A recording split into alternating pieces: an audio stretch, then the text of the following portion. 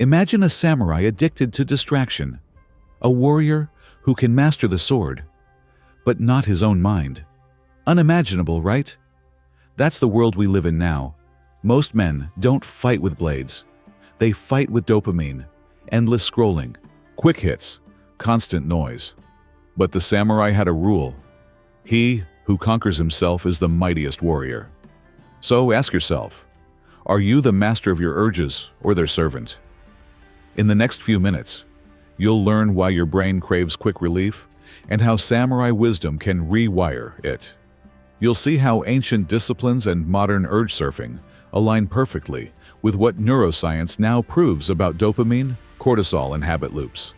You'll walk away not with blind motivation, but with a practical mental framework that can make addiction lose its power. Because this isn't about quitting something. It's about transforming who you are. Chapter 1. The Battle Within. Hiroshi was a modern man, overworked, exhausted, constantly checking his phone to escape his thoughts.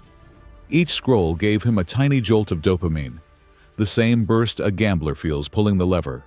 But what followed was emptiness and restlessness, the crash after the high. Samurai trained their nervous systems through stillness. He trained his through chaos. Neuroscience calls this the reward prediction error. Your brain craves higher peaks just to feel normal. The samurai called it confusion of spirit, forgetting your purpose. So Hiroshi made his first vow. I will not fight my urges. I will observe them. That's how you begin too, by noticing the wave instead of drowning in it. Modern therapists call this urge surfing.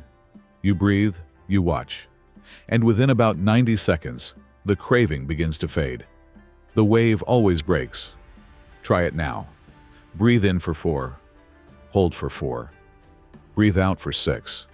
Notice how even one slow breath takes the edge off. Feel the fade? Stick around to uncover the real root causes, not just patch the symptoms. Chapter 2. Why modern life traps you. Most addictions start with stress, not pleasure. Picture this. Thousands of years ago, danger struck. A tiger lunges. Adrenaline surges, heart races, muscles tense for fight or flight. You run, you fight, you survive. Then comes the completion. Shake it off, move, breathe deep. Cortisol drops. The body resets. Today, your nervous system, flooded with cortisol, screams for balance. Emails, deadlines. Ping like tigers, but no chase, no release. Adrenaline spikes and cortisol floods and lingers. Because without movement, your body has no chance to discharge and release it. So, what's your brain's shortcut? Anything to shut off the alarm. Food, screens, alcohol. Samurai mastered this incomplete stress cycle long before we named it. Here's how one warrior found peace. In ancient Japan, a battle-hardened samurai named Kenji returned to his village after years of war. No enemies remained, yet his body trembled with unrest. Adrenaline echoes without release. He sought his master in the quiet dojo at dawn. Sensei, the fire of battle still burns inside me. How do I quiet it? The master nodded silently, leading him to the wooden floor. Sit and feel the earth beneath you. We balance fury with stillness, the master whispered. Breathe deep from the belly, in through the nose for 4 heartbeats, expanding the lower abdomen like filling a forge bellows. Hold the breath, then release slowly through the mouth for 6 counts, as if extinguishing embers. Kenji followed. In, hold, out. Tremor softened. Now shake your limbs gently like bamboo after rain. Walk the dojo path mindfully, heel to toe, sword at side. Hours passed. The inner storm broke. Kenji bowed. Action and contemplation are one. The master replied, in peace, the true blade is forged within. Today, science aligns with this. Slow breathing and daily routines help restore the vagus nerve, lowering cortisol naturally. You're not broken, you're just overstimulated. When you slow down, your nervous system heals itself. And from there, Real control quietly begins. Chapter 3. Self-mastery over force. Willpower doesn't last. Identity does.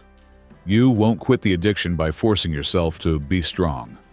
You'll quit when you no longer see yourself as the kind of man who escapes, but as the guardian of your own mind. The samurai didn't ask, "How do I have more discipline?" They asked, "Who am I becoming?" Modern behavioral science confirms this. People act in ways consistent with their self-image. When Hiroshi began saying, "I am someone who protects his mind," the small actions followed naturally. Fewer temptations, more focus. Every victory, even a small one, trained his brain. New pathways, new circuits, a new normal. This is neuroplasticity in action. Each time you resist the impulse, your brain learns freedom. In a moment, I'll show you what a samurai did after failure, and why that tradition can make relapse your most powerful teacher. Chapter 4. The Lesson of the Fallen Sword. There's a Zen parable of a samurai who dropped his sword during battle. His enemies laughed, his pride burned. But instead of rage, he bowed, picked it back up, and kept fighting. That bow symbolized acceptance. The samurai didn't see failure as shame. He saw it as training. Addiction recovery is the same. Modern medicine calls this the stumble, not fall principle. A relapse isn't the end, it's feedback. The dangerous emotion isn't craving, it's shame. Shame spikes cortisol, fueling the exact loop you're trying to escape. The samurai taught compassion without compromise. Get up, clean the blade, and continue. That's mastery. But how do you start building true mastery today? The samurai had a secret path. Chapter 5. The Path Forward. The samurai never sought instant transformation. They followed Kaizen, a philosophy of progress in small steps, aiming for just 1% improvement each day. The same principle heals addiction. Small, repeated habits form lasting change. Choose one slow source of earned dopamine, like exercise, journaling, or building something real. That's how your brain rewires for calm instead of chaos. And anchor it in Ikigai, your reason to live. When you live for something greater, fleeting urges lose their grip. Hiroshi didn't conquer his urges by strength or by deleting every temptation from his life. Instead, he uncovered his true purpose, his Ikigai, like a samurai polishing his blade to reveal its inner edge. Each morning, he sat quietly and asked, "What calls me forward? What legacy do I want to forge?" Purpose flooded in. Family, craft, growth. Urges, they shrank to whispers. Discipline fades. Direction endures. Stick with me to the end. The final samurai secret ties it all together with your simple 3-step plan. You won't want to miss it. Now you understand. The war against addiction is not fought in apps, substances, or habits. It's fought in the nervous system and in identity. So, here's your samurai-inspired plan to reshape any bad habit or addiction. Master your urges. Observe them like waves. Watch them rise, break, and pass. Calm your nervous system and stress. Shake it off. Breathe deep. Find balance in stillness. And move with purpose. Accept imperfection. You don't need to be flawless. You just need to keep standing. As the samurai said, "Fall 7 times, rise 8. That's the circle complete. Your nervous system finds more peace and your true self begins to emerge. This path is yours.